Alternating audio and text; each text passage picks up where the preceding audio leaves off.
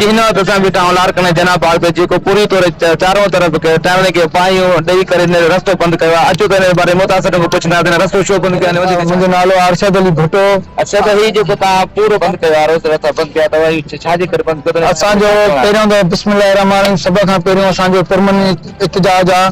असा जी जमीनन पे काफिया माफिया जो जते बैठा है न उन जो बनी आ पे न वेसो आ ॾाढ जी दौर ते अवल भी हाजी साहब भुट्टो जो झलेला जेल में उन जी जमीन ते शानजरे बंद कब्जो कियो तो वरी हाने 5-8 ॾींहं थिया ने वरी अरशद जी जमीन ते मुझो सोट अरशद भुट्टो उन जी जमीन ते वरी कब्जो कियो तो असां इन करे पुरमन पंहिंजो एहतजाज था कयूं रिकॉर्ड था हुकूमत के दिखाना चाहिए असो कंहिंजो भी जाली माली नुकसान करण ना आहियूं असांजो पुरमन एहतजाज हक़ आहे असां कंदासीं असां जतो हमेशा असांजे लाड़काणे में ॾाढो करे रहिया आहिनि ऐं ॾाढो कंदा था अचनि जेके भी एशेशा लॻल आहिनि अलीगोराबाद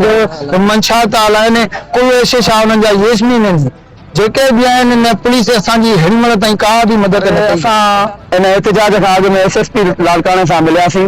पंहिंजा ॿार बचा साण करे मिलियासीं छो त हू दहशतगर्दनि जतो ई माफिया जेका भी आहे उहा दहशतगर्द आहे सरेआम मंशियात ते हलाए चर्स हीरोइन आइस उहा हले थी पई को भी पुलिस ऑफिसर ओॾे वञण लाइ तयारु न आहे असां SSP साहब सां मिलियासीं हुन रेफर कयो असांखे SSO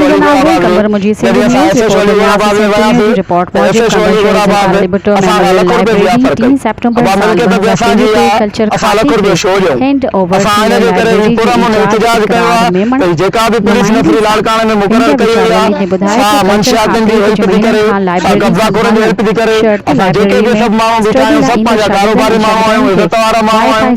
धंधा वारा माण्हू आहियूं असांजे मुल्क में कब्ज़ो कयो सारे इन्होंने हाजी मोहम्मद अली भुट्टो जो खालिद मोहम्मद सुमरो जो कब्जे के अंदर आ उन्होंने जो जाती मामला के उन्होंने के अंदर आने की मिलकत के दाव करे उन्होंने जते माफिया महीनों बाद में खाओ उठी आ पर असांजी मिलकत ते मुंहिंजी मिलकत ते हफ़्तो खन थियो आ उन्होंने चयो त तूं बाबा अहिड़े असांखे नहीं थो कर असां तुंहिंजी मिलकत ते कब्ज़ो कयो आहे अच्छा तव्हां सभु पीपुल्स पार्टी जा वर्कर आहियो पीपुल्स पार्टी जी क़यादत तव्हांजे लाइ छा कयो आहे सर हे असां हिते ॿ टे ॻोठ आहियूं असां पीपुल्स पार्टी वारा बि आहियूं हिते ऐं ॿियूं मुख़्तलिफ़ पार्टियूं भी आहिनि पर असां वध में वध बिलाल साहब खे अपील कंदासीं असांजो सदर आहे असांजे लाड़काणे में सदारती हाउस आहे नौदेरो में असां सदर साहब खे अपील कंदासीं बिलावल भुट्टो साहब खे अपील कंदासीं त हे भुट्टो बिरादरी आहे तुंहिंजी अमल जा मारूअड़ आहिनि इन्हनि जी मालिकी कयो ईअं जेकॾहिं असांजे ज़मीनुनि ते कब्ज़ा थींदा त पोइ असां बि हथियार हथनि में खणंदासीं पोइ असां पुलिस इंतिज़ामिया खे इहो ई चवंदासीं जेकॾहिं असां हथियार हथनि में खयासीं त इहो सॼो सौंसदो इल्ज़ाम हुजे या जेका भी वबा थींदी उहा पुलिस इंतिज़ामिया ई कराईंदी पुलिस इंतिज़ामिया जत जा नाला हिकिड़ो जबार जतो ई आहे ऐं उन सां पंहिंजा जतो ई आहिनि उन्हनि खे असां माना सुञाणियूं नथा नामालूम उन्हनि सां गॾु हाणे बि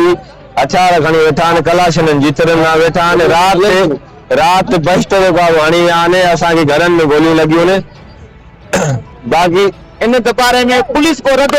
कुछ भी न कयो अथऊं इन जे करे असां एहतजाज कयूं था हुन सां SSO अलीगोराबाद खे असां वियासीं हुननि खे चयो भाई कुछ कयो त सही न हिन महिल असांजी ज़मीन ते को भी एक्शन कंहिं बि कुझु बि न कयो आहे इन करे असां पंहिंजा माण्हू कढी तव्हां माण्हूअ जो मौक़ो ॿुधो अरशद जो ऐं जमील जो त असांजी जेके ज़मीन सर ज़मीन हुन ते जतो ई बिरादर जबार नाले असांजी ज़मीन ते कब्ज़ो कयो आहे हथियार जी ज़रूरत जीअं त जो हद जो SHO असां कोन वियासीं त ख़ुदा असांजी हेल्प कई मदद SHO सां लख रुपए जी तलब कई ऐं असांजे मथां को बि एक्शन न कयो नई को रद्द अमल कयो असां मजबूरी में एहतजाज कयो पुरमन जी असांजा कोई मसइलो जेको असांजो हल थिए ऐं असां पंहिंजी ज़मीन असांखे छॾाइणी असांजी ज़मीन पंहिंजी वापसि कई वञे टीम सां गॾु आहियां लाला तुंहिंजो मुंहिंजी न्यूज़ लाड़काणो।